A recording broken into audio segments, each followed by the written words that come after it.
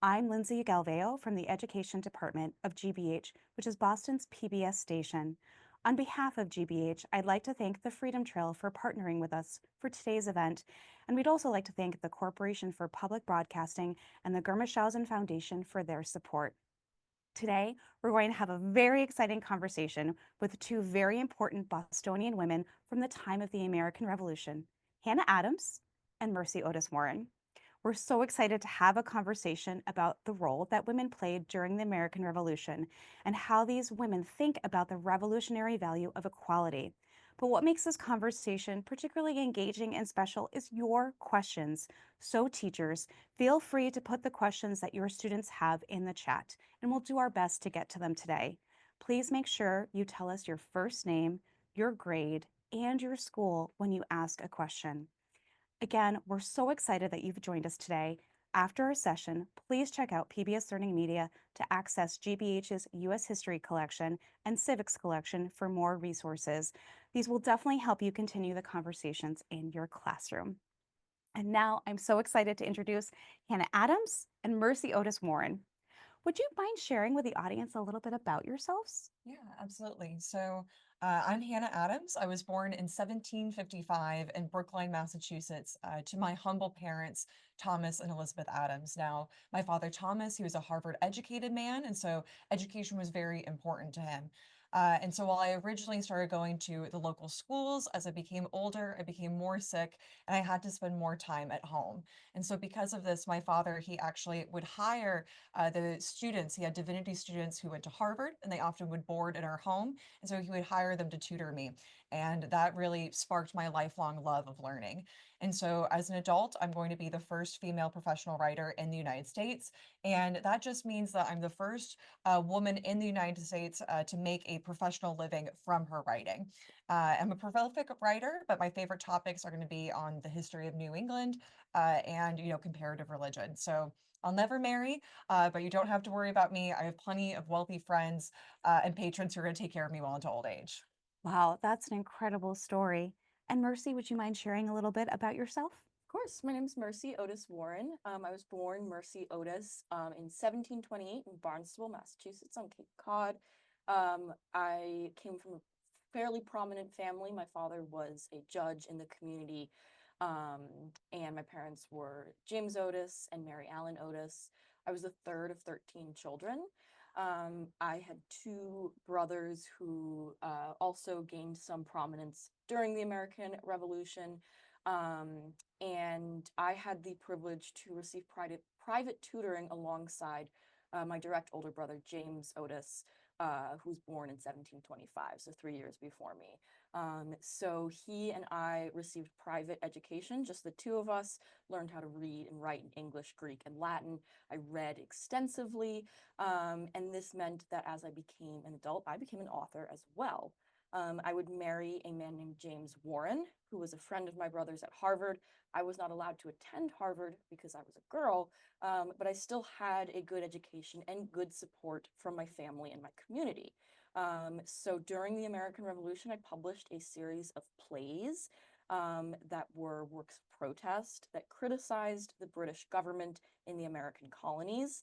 And then after the American Revolution, I became the first historian of the American Revolution, and I published an extensive and detailed history about the events of the American Revolution that drew from my personal experience having participated in and witnessed the revolution, and also the research that I conducted after the revolution ended.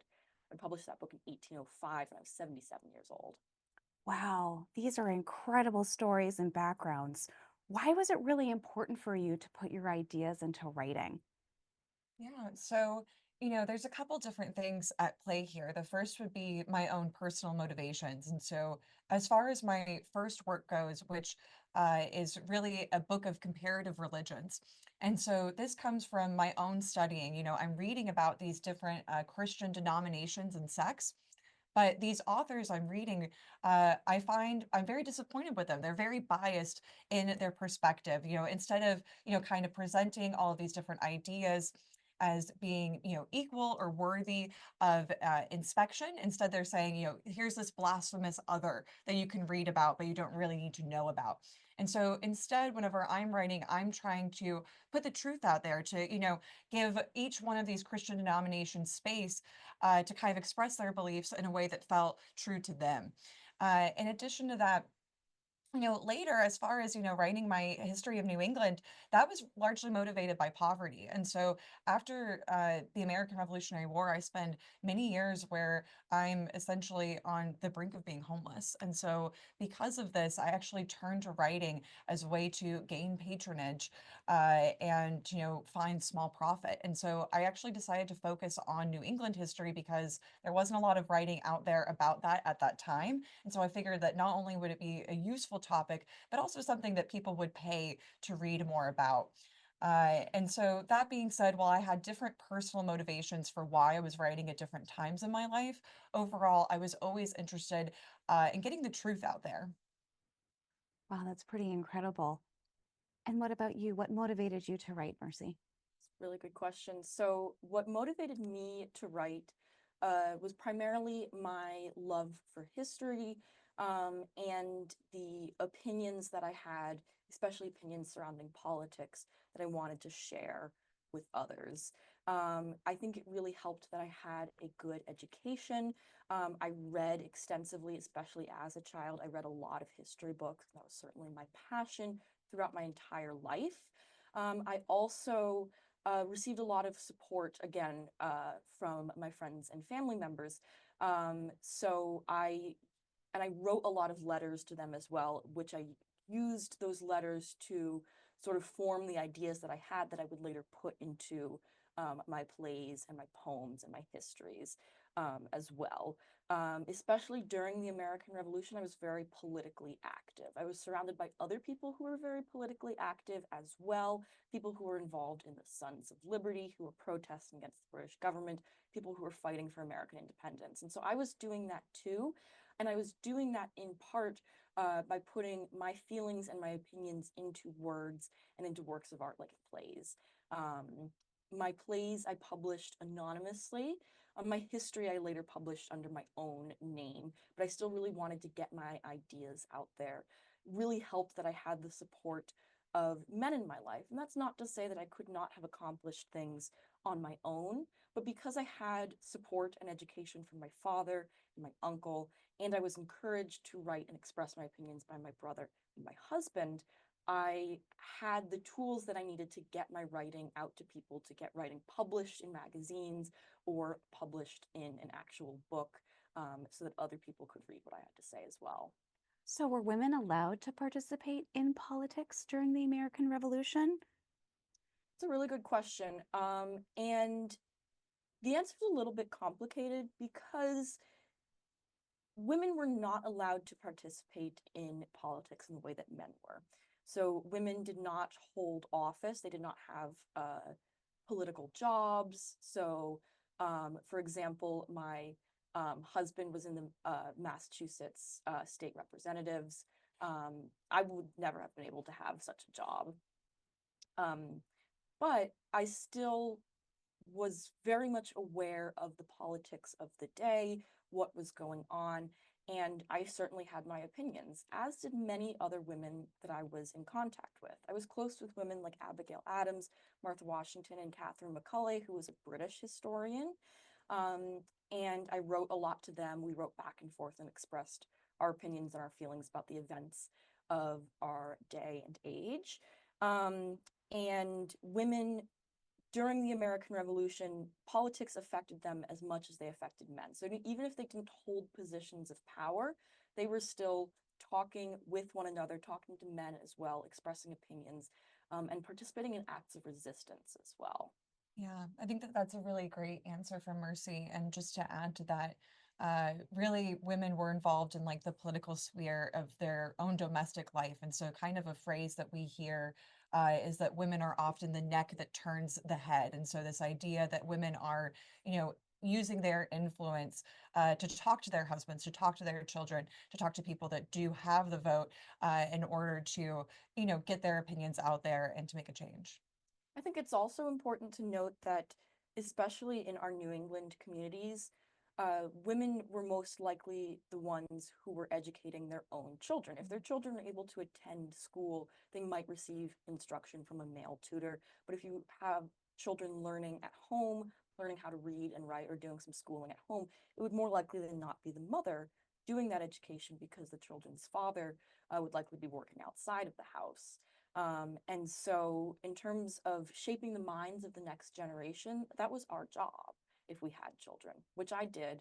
I know that you didn't, but you still sort of played a role in the Absolutely. education of the next generation. Yeah, So, so I definitely had my own number of students. And so one of the ways that many women were able to enter the workforce is through teaching. And so certainly women had an outsized influence, not only just of the education at children at home, but then also in the school setting. Wow, that's really incredible. Can you tell us more about some of the ways that women participated in the American Revolution? of Yeah. course. So, I like to think that I had a pretty active role in the American Revolution. Um, like I said, I was close with and wrote letters between a lot of people who were important in the American Revolution. I had the privilege of being friends with John Adams and Abigail Adams. I wrote a lot to them. Like I said, I wrote to Martha Washington. I got to meet George Washington. My writing was praised by Alexander Hamilton, and I got to know people like Samuel Adams, and other figures like that as well. So I had the privilege and the luck to exist in a really interesting time period. And I was able to be politically active in my own way. I would often host the Sons of Liberty at my own home. I would let them hold meetings and discuss protests and acts of resistance. It was in my home that my husband and I helped to form the Committees of Correspondence in Massachusetts. Committees of Correspondence uh, allowed people to communicate with people living in other American colonies, networks of people sending letters, and that was something that was really important to Massachusetts and to Boston in 1774, because after the Boston Tea Party, the British government shut down the Boston Harbor. So people in Boston and the surrounding area weren't getting food or other necessary items that they needed. It was because of the Committees of Correspondence and the fact that we were talking to people living in other colonies that we were able to get food and money sent to the people who needed it the most during that time. So that was an act of protest in and of itself, because we were going around the government who had shut down our harbor. So that's one thing that I was very much involved in the creation of. And for myself and many other patriotic women during the American Revolution, we would organize boycotts. We'd get people to stop buying British goods, drinking British tea, for example, when there was a British tax upon tea. Um, we also would organize a lot of spinning and sewing circles. One of the British taxes that led toward the American Revolution that people wanted to protest against was a tax against imported cloth. And we realized that we could do without the British imports and British goods, and we could do this on our own. And so communities of women all across the American colonies would grow flax and cotton to create linen and cotton fabrics. And then we would get together in groups and help each other through the sort of tedious work of spinning the flax and cotton fibers into thread. And then we would weave that thread into fabric, and then we would sew our own clothing. It became really fashionable to wear homespun clothing and not wear fancy imported silks, because, again, it was a protest against the government. Yeah, absolutely. Wow, that sounds like a lot of work that happened at home in order to boycott. That's really incredible. Um, I just want to shift gears a little bit. Can you share what equality means to you? What you think about equality? Yeah, absolutely. And so, in regards to my own life, I found that, in early life, the one thing that I was really drawn towards was education and learning. This is something that really changed my life. But I was frustrated to find that not only myself, but other young girls in my neighborhood were denied that education. So not only were many of the girls in my neighborhood, their education would cease after, 10 years old, things like that. But in addition to that, that they were not necessarily being instructed in the same topics as boys at school. And so while they might have, a couple of classes on arithmetic or reading, they would also be pulled out to focus on other subjects focused on, their duties as a homemaker. And so it was really after I actually left school that my education became, equal to that of maybe other learned men of my time. So it was only after I started having these tutors work with me at home. And so I think that in my later years, I was really impressed by the way that, girls had essentially improved their access to education. And so kind of looking at this as, the main sphere that I saw equality in my own life, and also where I found the most inequality in my own life was that education early on. And that changed by the time I was in my 70s, and I saw young women able to attend school with their male peers. So I often think of equality or the lack of equality in terms of government. I was very interested in, again, history and especially the history of different systems of power and governments, and especially because I lived through the development of a new nation, the United States of America, and the creation of what was meant to be a new democratic government. Um, and because I witnessed all of this happening, and I was aware as a historian of the ways in which government can fail people and the ways in which a government can become too powerful and deny people basic rights, I wrote a lot about how I wanted to caution people against allowing government to become that way. If a country is to be democratic, the citizens living in that country should have some level of equality. They should be granted education.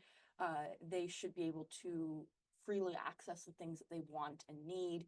If they don't have access to education, if they don't have access to their basic needs and to the things that they want, things that they enjoy, uh, they will live through something that's really not worth living through. Essentially, it's they will not be able to understand the things that they could have, and they will exist in communities that are not what we want them to be. When the United States Constitution was first drafted in 1787, I wrote about how I was worried about the Constitution because when it was first drafted, it did not include the Bill of Rights. You probably know that was added later on, but I was concerned that without a Bill of Rights and without a very specific set of rules or laws, or at least guidelines to guide a very new nation by, that this nation could very easily fall into a trap of being too powerful, of being tyrannical, and of not granting its citizens its basic rights. In terms of equality or inequality between the sexes, you talked a little bit about the lack of equality for girls and women, and that's something that I certainly recognized as well. I had the privilege of receiving education and support that a lot of women were not granted. So in my personal life, I believed often that men and women did have different purposes in life, and they occupied different um, places in just daily existence. I still wish that I could have been granted the same education that my brothers did, but I was happy in my home life as well, um, and grateful that I was able to serve a feminine role, a traditional feminine role in my own life, while also being able to write and express my opinions. And do you think men and women can be equal in this new nation? Do you think that's possible? I think that time will tell. I think that from the outset of the revolution, as Mercy was saying, that a lot of our questions about equality have more to do about, equality between states. And so this isn't necessarily on the individual level, but more about, the colonies have come to a point where we feel that we're now equal with Britain and that we should be seen in the world as such. And because of this, we now have new language that's going to be put forth by luminaries like Thomas Jefferson. And so if you have the words to support that states are equal, that all men are created equal, then this language can be taken and put onto the individual level. And so I think it does bring questions as to women's rights in this country. I think that equality can be possible, especially in a nation that's well educated and free and democratic. Uh, Despite that, though, um, I do I live in a time in which, again, men and women serve different roles um, in our societies and in our lives, and that is sort of how we are made. So equality for me is less about men and women doing the exact same things and more about men and women being granted opportunities, being able to learn, to grow, to read and write, and um, gain all the freedoms that a proper democracy should have, while continuing to run a happy, healthy society in our own ways. So if I were granted the opportunity perhaps to be a politician, like my husband was and like my brother aspired to be, I don't know if I would take that opportunity, because I was and I am content in the life that I have been granted, and the purpose that I get to fulfill. But again, I'm really grateful that I've had opportunities that other women have not been granted. And I do wish that other women could have similar opportunities to what I have had. That's really a great way, I think, to segue to our audience questions as we start to think about how equality can affect our opportunities. So, teachers, again, please feel free to put questions in the chat. Please make sure you tell us your first name, your grade, and your school when you ask a question. We're starting to get some great questions coming in. Tessie wants to know, did women fight in the war? Yeah. It's a really good question, Tessie. Yeah, we love that question. So there's one woman in the Revolutionary War who actually receives a military pension. Her name was Deborah Sampson. As far as, the circumstances of her life that led to her fighting and what her exact role was, we don't necessarily have the kind of historical documentation to go into detail about that, but we do know that she was actually active on the front lines and she presented herself as a man. Yes, she enlisted in the revolution as a man named Robert Shirtliff. So she disguised herself as a man. The first time that she enlisted, though, she did so in a town where people already knew and recognized her. So they said, "Hey, you're a woman, you can't do that." So she went to a different town and enlisted there where fewer people knew her. And she was able to serve for at least a few months with nobody guessing that she was a woman. She was badly injured during a mission in Philadelphia, though, and a doctor caring for her realized that she was, in fact, a woman. So she ended up getting discharged from the military, but she received an honorary discharge because she had served in her position very honorably and very well, equal to the service of a man. So when she retired from the military, she was granted a military pension. Again, even though people knew at that point that she was a woman, she received that military pension for the rest of her life. And when she died, her husband actually petitioned Congress to receive a payment because he was her widower, and she had been a military veteran, and he was granted that as well. So she was the first woman really to serve in the United States Army, and she was the only one, at least that I know of, who served in the military in the way a man did during the American Revolution. There may have been others, we just don't really know who they might have been, and they might have avoided being discovered as women. So she's just one story out of many. But even though most women would not have fought in the war like men did, women still served roles on the front lines, followed the army, and helped keep everything running, and really fought in their own ways, in their own spheres as well. Wow. So we can say that women have been serving Yes. in the military since the nation's founding. Yes. Yeah. Very cool. Room BG10 at Watertown High School has a question for you. Ms. Otis, were you afraid of criticizing the British? Was I afraid of criticizing the British? Excuse me. I was not actually. Um, well, a little bit in that I had some level of common sense, but I again came from a community and a family where criticizing the government and speaking openly about it was very much welcomed. And so because that was something that my community and my family were accustomed to doing, I felt comfortable criticizing the government as well. I did also understand that, especially as the nation came closer and closer to war, that criticizing an active government could get me in trouble. That's part of why I published my plays anonymously. Oh. When I published my plays during the 1770s, the plays that I wrote were fictional, and the people and the countries depicted in the plays were also fictional. They weren't real, but they were definitely based on real life. The villains were based on British government officials, and the heroes were based on the Sons of Liberty and people like my brother. And that was pretty clear, that that was the purpose of those plays as well. And stories in the plays were very similar to stories like the events of the Boston Tea Party. So when I published my plays, I used a pen name, a Colombian patriot. So making it clear that I was a patriot, that I was all for, you know, a new United States and for the end of British rule in the American colonies. But I didn't want people to know specifically who I was, so that my family, my home perhaps would not be threatened by what I was writing. But I did make it clear that I was a woman writing those plays. So using a fake identity was not to trick people into thinking that I was a man. Oh. It was just really to keep myself safe and to keep my family safe as well.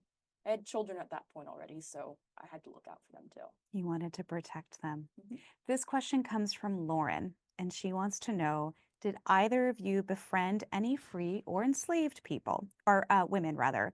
And how did you both feel about slavery? That's a great question. Do you have something in particular that comes to mind? I do not.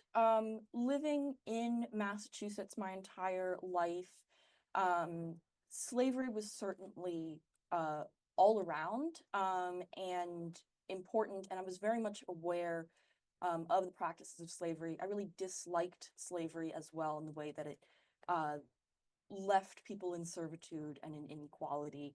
But I did not grow up in a community or live in a community as an adult where using enslaved people for labor was popular. I lived in Plymouth, Massachusetts, and by the 1760s, 1770s, there weren't a lot of enslaved people in our area. There were, but not in my own home, for example. And there were other people who I was close with who were equally opposed to slavery, like the Adamses, so John and Abigail Adams. They believed, as I did, that slavery went directly against sort of the wishes of God and the Bible too, and that it was inhumane to keep slaves. I would not call myself an abolitionist, though. I was not especially focused on fighting against slavery. I spoke out against it, but I focused much more strongly on um, the effects of revolution and the events surrounding the creation of a new government. So slavery was not very prominent in my life. That's not to say it was not prominent in the world I lived in the community I lived in. It just did not affect me very much. I also had the privilege of living as a, a white woman from a wealthy background. So I was able to sort of remain untouched by the practices of slavery too. Yeah, and just to kind of, elaborate more on that, because in many regards, my experience would be similar growing up in what was originally a middle-class family that fell into impoverishment. Using enslaved labor would not have been common in my community. Now, that being said, I did want to bring up the name of a woman who was actually born enslaved and becomes the first Black author in the United States. So her name is Phyllis Wheatley, and she is born enslaved. She's taught how to read and write. And essentially, she's encouraged to write more. And by the time that she's 16 years old, she was published all across the colonies. And so eventually, taking the profits from that writing, she was able to self-emancipate. And some of her favorite topics were talking about, the importance of the beating heart of freedom. And she had admirers that included that of George Washington. George Washington thought her work was fabulous. And he even said himself that if it was not for vanity, he would have published her poems. And so I just wanted to bring up that, even though this was not necessarily a personal connection that Hannah Adams had, Phyllis Wheatley certainly would have been somebody that she was hearing about and likely reading her work. Phyllis Wheatley lived in Boston the same time that we lived in the area as well. And in fact, she, even more remarkably, she was not born into slavery. She was born free. She was born in West Africa, and she was kidnapped by enslavers as a child. And what I find remarkable about that is the fact that she became a very accomplished writer in the English language and in the English style. That wasn't even her first language. I admire her work as a poet myself, and admire the voice that she had and the perspective that she had on the same events of the revolution that I also witnessed. Yeah. That's amazing. I want to keep going with all of your questions and make sure we can get through them. I'm going to combine a couple Okay. questions. Sure. Tessie wants to know more about what life was like for women at this time. And the Watertown High School Special Ed would like to know what life was like for women who were poor or didn't have the same opportunities that you did. I know you fell into poverty, but you still had an education. So if you wanted to talk maybe what life was like for women who didn't have the means to have an education. Absolutely. So, thank you, Tessie, and both also the Watertown Special Ed class. So, thinking about this question, without an education, women's lives were really relegated to the labor that they did for their household. And so, poor women, we kind of have this idea that there was a past in which women didn't work. Women have always worked, especially poor women. The question is whether or not they worked for wages.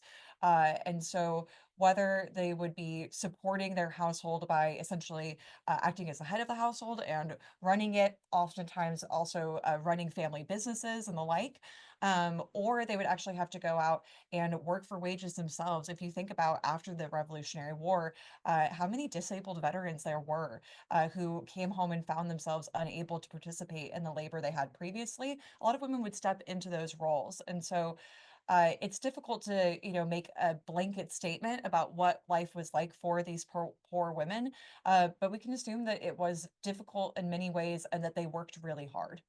Also, women like us were not usually granted the right to ownership of land, of a home, or of a business. That doesn't mean that there were no women who did so.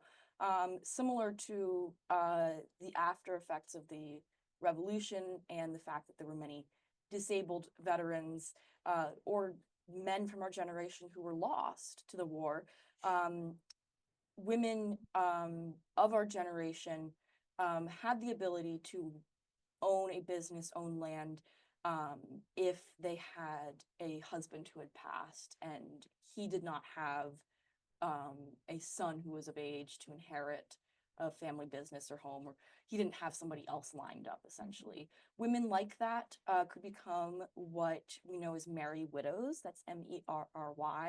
And what that means is a woman could, be self-sufficient and run a business and wouldn't not actually have to remarry. She could live out the rest of her life without being married again, because she could be self-sufficient and support herself in that way. Again, that was not most women, but we did have ways in which women could be granted those freedoms and privileges. From my perspective, I did not have to work. I, again, came from a privileged background. I really would not have had to receive an education either, but I wanted to, and I think it was really important that I did. Women of my class were mostly expected to be mothers, wives, and homemakers. And that's a full-time job in and of itself. I had 5 sons. And while much of my time was spent raising my sons, I was also privileged to be able to spend extra time, writing and tending to my plays as well. Again, this would not have been granted to every woman. Some women had many children, and all of their time was dedicated to caring for those children, caring for their husband, and caring for extended family members as well. So they didn't necessarily have jobs as you might think in the traditional sense, but that was their full-time job. Thank you so much. Madison from 3rd grade wants to know what kind of food did women cook? So kind of staying in the domestic realm. Oh, I love that, Madison, That's a from really 3rd good grade. question. That's a great question. Almost anything that you can think of Yeah. would be something that we Cakes. cooked. During the revolution too, a lot of the things that we cooked were informed by the boycotts and the protests that we were holding against the British government. Again, this is if we were patriots, which we were. Some women would not have been. Some women would have been in support of the British government. But we stopped buying things like British tea or sugar, and so our cooking had to change. It meant that we embraced a lot of homemade foods and foods that we could grow here, produce and goods that are native to Massachusetts or local to our area. For example, using honey instead of sugar, drinking coffee instead of tea. Coffee had to be imported, but still, it wasn't tea, so that was all right. We would use a lot of fresh fish and meat, and we were lucky to live in a time period in which we could get a lot of food imported from all across the world. But again, when we were protesting against British trade and refusing to pay British taxes, we had to focus a lot more on what we could make at home. So tending our own gardens and farms too. And that ended up being really valuable during the war too, as it was harder to get necessary supplies and we had to be self-sufficient and self-reliant. So the fact that I'm a coffee drinker means that I would have been an excellent patriot. Yes, Oh, very. fantastic. In He fact, is very passe. Okay. in fact, I have heard that coffee is very popular in your time because of the work that we did. Oh, well, thank you. I have you to Mhm. thank for my coffee addiction.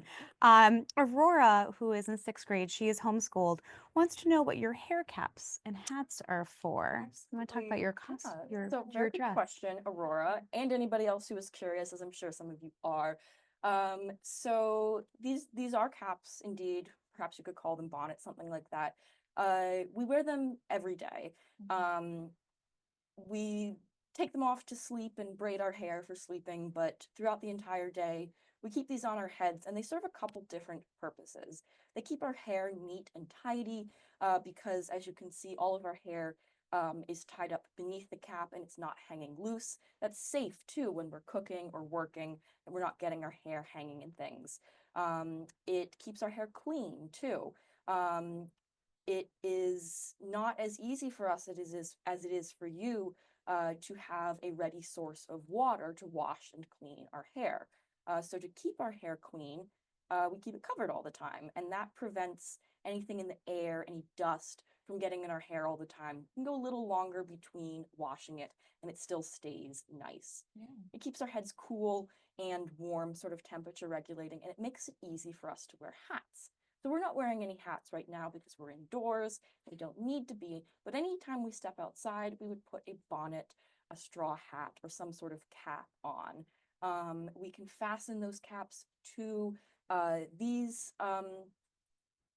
cloth bonnets, and it stays on our head even if it's windy. And really, all told, wearing something like this makes our lives very easy. So it might look a little unfamiliar to you, and it might not be something that you're used to wearing, But I encourage you to try it out sometime. Put some sort of cap on your head, wear it around for a bit, and you'll see how convenient that it might be. I mean, you made coffee popular. Let's make caps popular again. Excellent, excellent. There's so many great questions that are coming in. So my next question for you is from Nativity, grade 5, the Nativity School. Thank you. How did you feel during the war, and were you afraid? Hello, fifth graders. Nativity, right? And so, how did I feel during the war? It's not something I wrote about a lot, but I can tell you that during the war, something that Mercy was talking about earlier was the way that women actually took up making their own fabric because of the boycotts on British fabrics and goods. And so during this time, I was doing a lot of lace spinning, and this is actually one of the most profitable things I did during my life. And so, in some ways, I think I felt really invigorated by the support I was getting from my community. This was one of the few times I was able to make a product and support myself from it. And so I think I kind of was looking ahead to the future and thinking, okay, this might be a different world and one where I don't have to live in destitution. Was I afraid during the war? Yes, I was often afraid. It was a very difficult time and a very uncertain time too. You understand, we wanted to establish a new and independent nation, but that does not come easily, especially when you're dealing with facing the most powerful military in the world.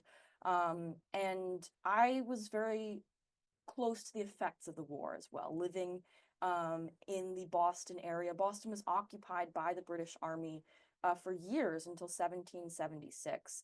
My husband, my brother, and many of my friends were political enemies of the British government because they were very outspoken against British rule. So they were hated by the soldiers occupying our area. They were hated by the British government officials too. And this could put their lives in danger sometimes. While I might not have necessarily been directly one of those who was a political enemy because I published my plays anonymously, if I had been revealed as the playwright, I would have been hated just as equally. And I was too because I associated with these men as well. My husband, for a period of time, was the paymaster of the Continental Army. That was George Washington's army.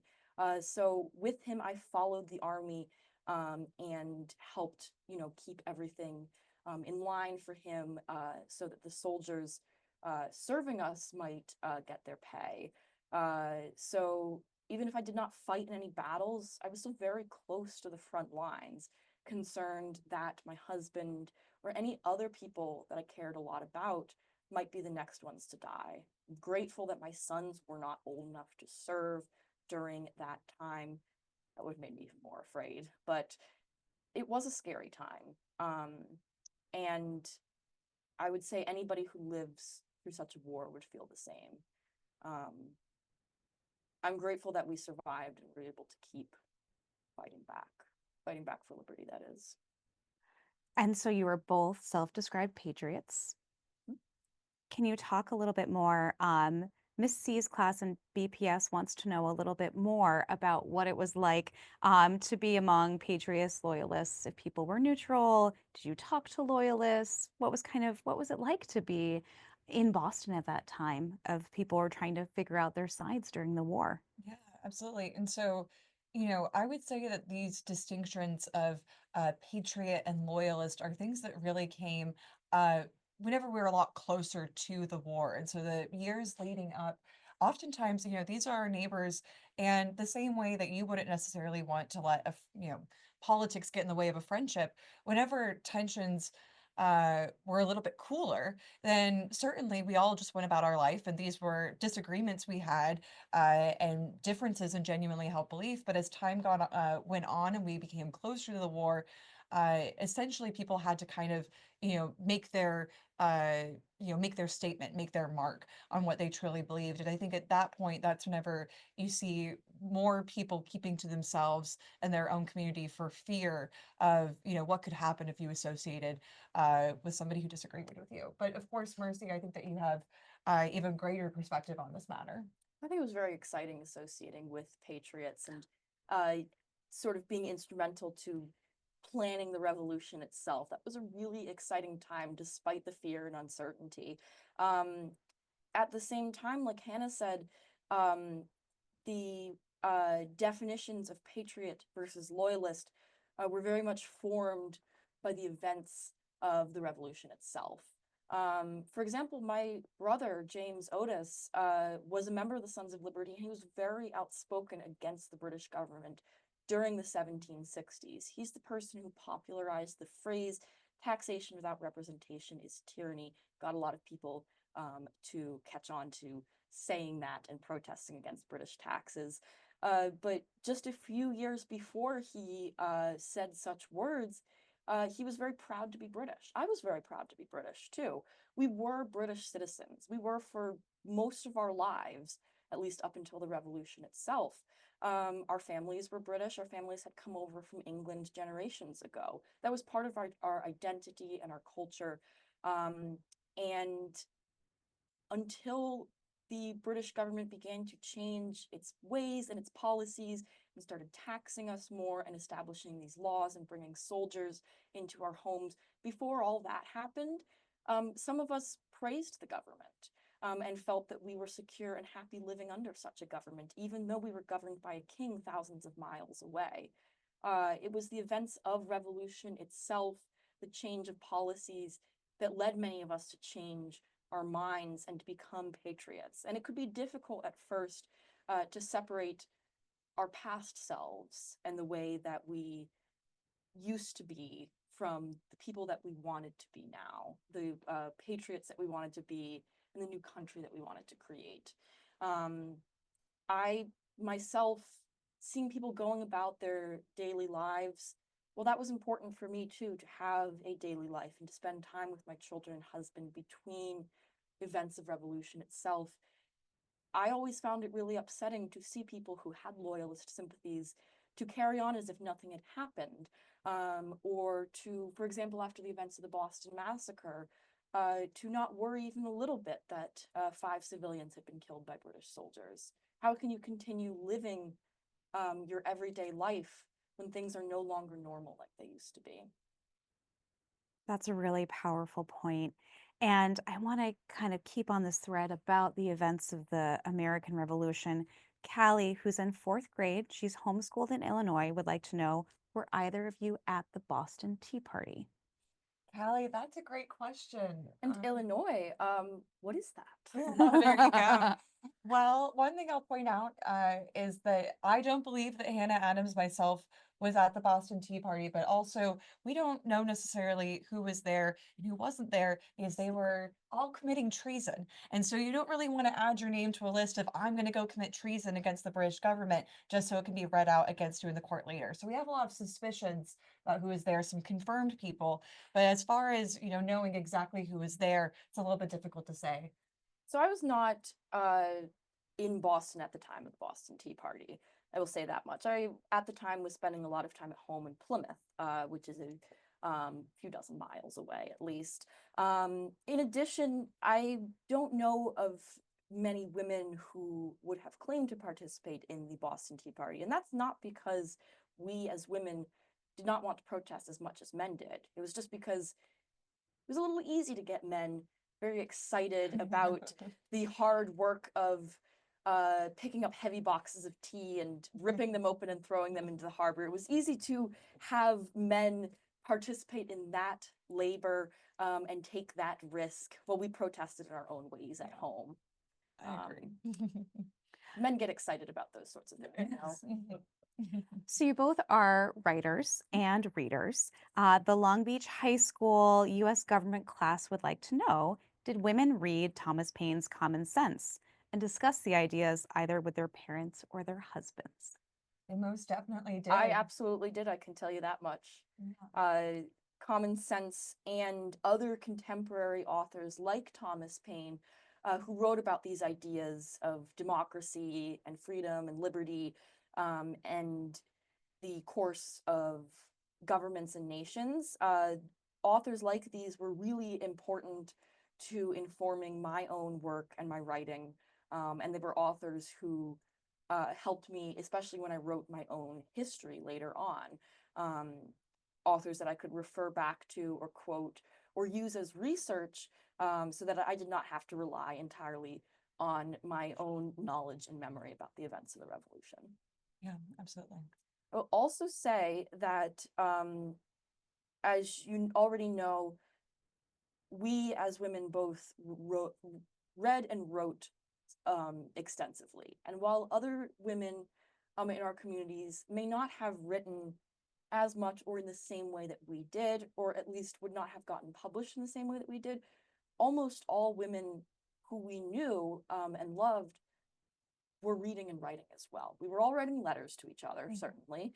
And growing up in New England and coming from an English New England background and from Puritan ancestry, we were lucky that we lived in a community in which people believed that reading and writing was a very important skill for everybody, men and women alike. So both boys and girls were taught how to read and write from a young age.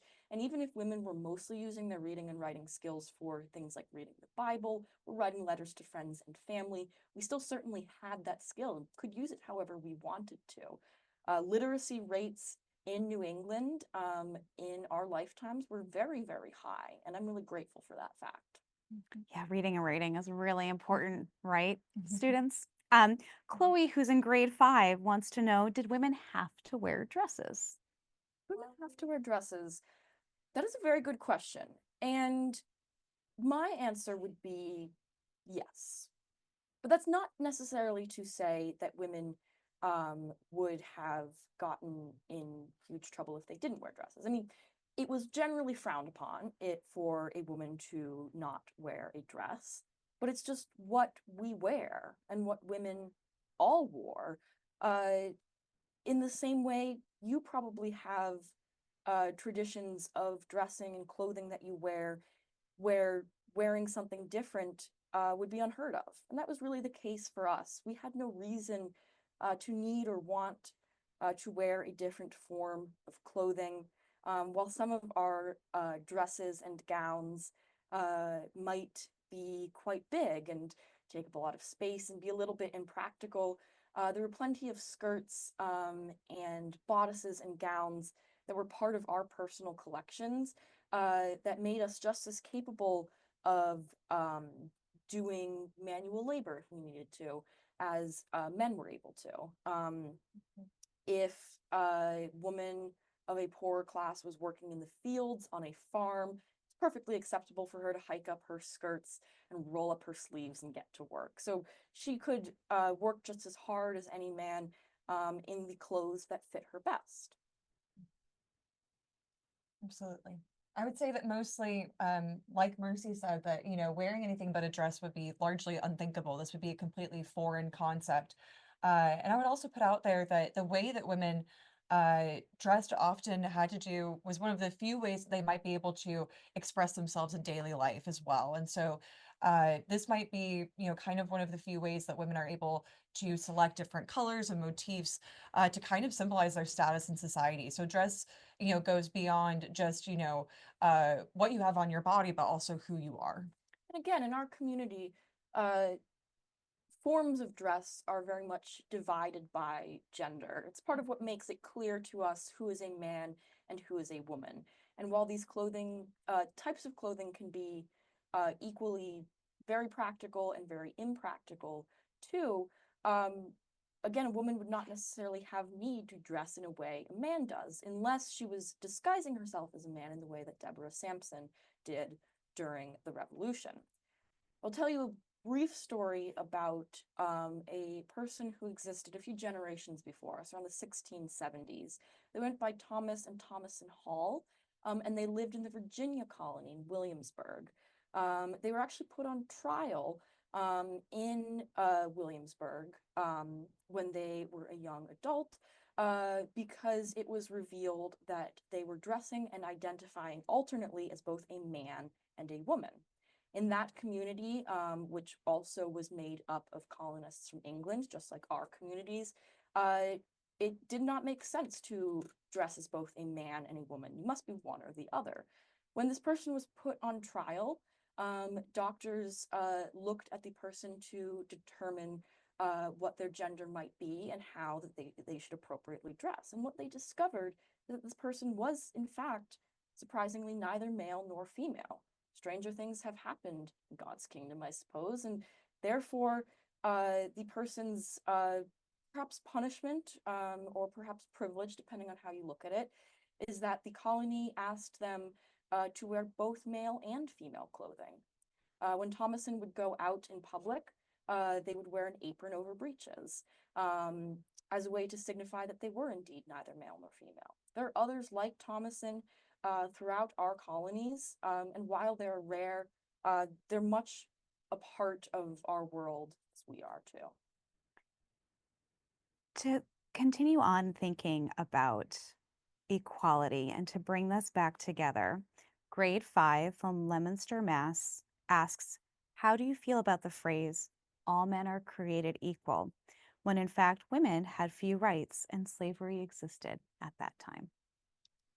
Yeah, that's a really great question. I think that for myself and for many other women, I saw this as being aspirational in a way, this statement, all men are created equal, because of course at that time the usage of the word man did include humankind as well. It didn't necessarily just mean man. And so I think that it was an invitation, or at least I saw it myself as an invitation to include myself in that phrase. And so I think that we'll see both suffragettes and abolitionists later in American history who are going to take that and say this is really a commandment from the founding fathers to institute equality. Now, whether or not that was in their mind when those words were written is almost a secondary fact because they feel so true to every person who hears them. I think those words are something to strive towards, an aspirational goal. While they may not necessarily represent the reality of our nation, they are representing how our nation should be. Um, and I do believe in my heart that all men, men inclusive of all humankind, like Hannah said, that all men are created equal, even if that is not so in the governments in which we create. It should be the case, but I understand why it is something we are still working towards. Um, because I was close with many of those we call the founding fathers who wrote this Declaration of Independence, I understood that many of them, like myself, were opposed to the principles of slavery, and some of them also believed that women should perhaps be granted more rights. But these were not things that they wrote into this declaration. It took a lot of debate and discussion, but they were having to team up with those from other colonies who believed very strongly that this was not the case, that slavery was useful and important, or that women should serve a different role and sort of be beneath men in terms of status.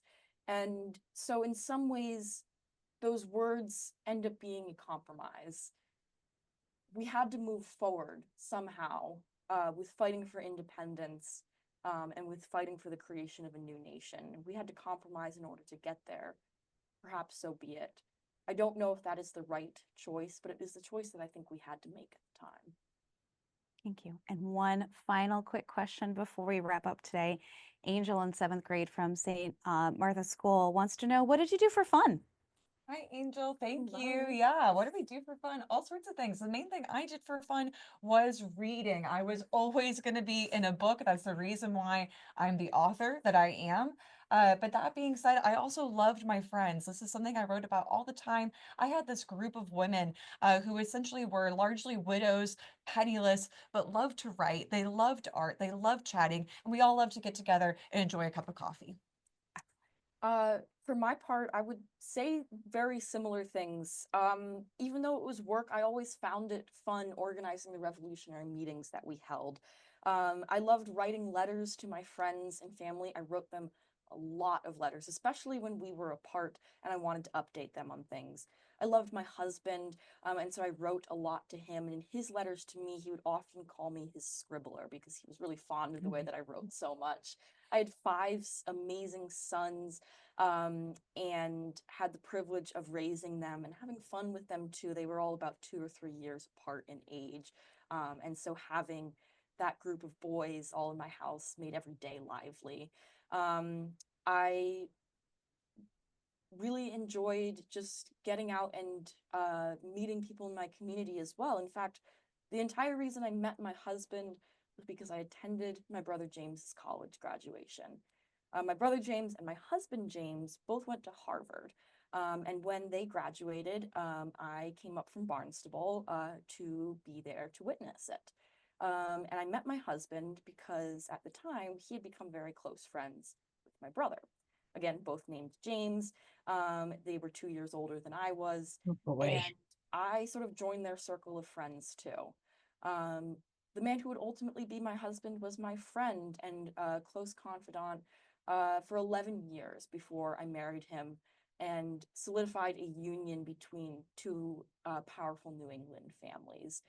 So that that community surrounding me was always important to me, just like Hannah too.